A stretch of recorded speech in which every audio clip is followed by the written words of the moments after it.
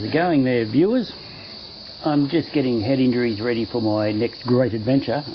This time next week I will be down over the border into Victoria to a place called Malakuta, which I've never been to before, but it looks great. I've heard heaps about it. Apparently it's an awesome spot to go. So yeah, that's just getting ready at the moment, just cleaning up, tidying up, getting a few things sorted out, a couple of little repairs, all that.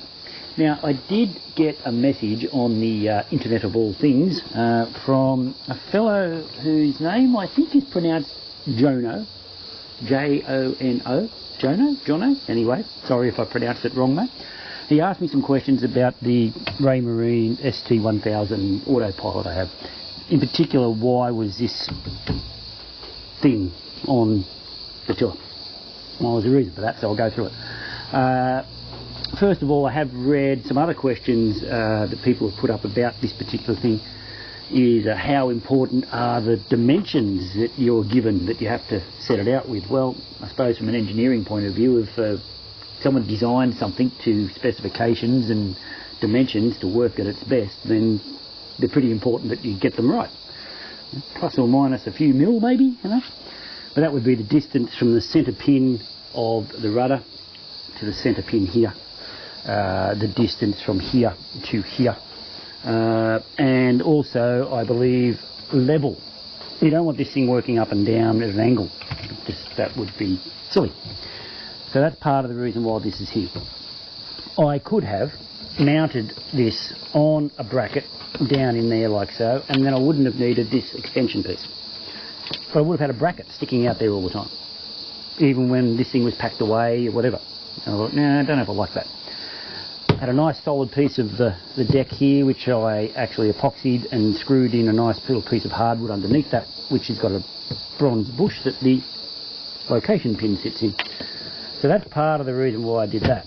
Once I did that, well, I was going to be downhill if I'd have just attached it straight to the tiller. So I had to lift it up. That's why the bracket is made. So my good friend Rob the dentist, that you may have seen in some of the other YouTube videos with his very, very fast Raymarine, manufactured that for me. And it's basically just to get the height right so that I've now got a horizontal plane. That'll upset the flat earthers. And there the pin drops in, so in like so. You just connect it up. And Bob is your uncle. In fact, Bob actually is my uncle, or was when he was alive. So that's why the bracket.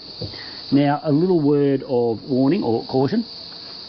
Rob the dentist, who used to have a boat which was twice as big as this, a ocean-going sort of cruising race boat, done a few Hobarts in it and things like that, told me he's broken a few of these pins just from the load that it can be under. Now, he had the ST1000 on his one. Maybe more loads, but he's actually broken the pins. Now, that's 3/16. So if that pin can break, then if you just drill a hole in your little tiller and whack it in there, you've got a good chance of breaking your tiller if things go horribly wrong. So just be aware of that. Extra reinforcing, make it nice and solid. Take that engineering advice or attitude of, if I over-engineer it, it's not going to break. So yeah, that's basically it. That's why the bracket is there, is to get the height right. Are the dimensions important, as in measurements that you are supplied for installation? Yeah, of course they are. Get them as close, get them accurate. Otherwise the thing's not going to work as efficiently as it should. And for Jono, he was asking whether or not he was going to get one. Highly recommend you do. From a safety point of view, you can get up onto the bow, drop a head saw, do all the things that you would need to do, and the boat's going to steer itself to where it wants to go. If you're out by yourself, which is what I am all the time, this thing's great. On top of that, I can go and put the kettle on and the boat steers itself. Word of warning, you don't just go to sleep or have a game of cards down below or something. You've always got to be on deck watching. And if you fall over the side, well, the boat's just going to keep going. It's not going to round up when you let go of the tiller and stop, and you've got half a chance of swimming on, getting back on.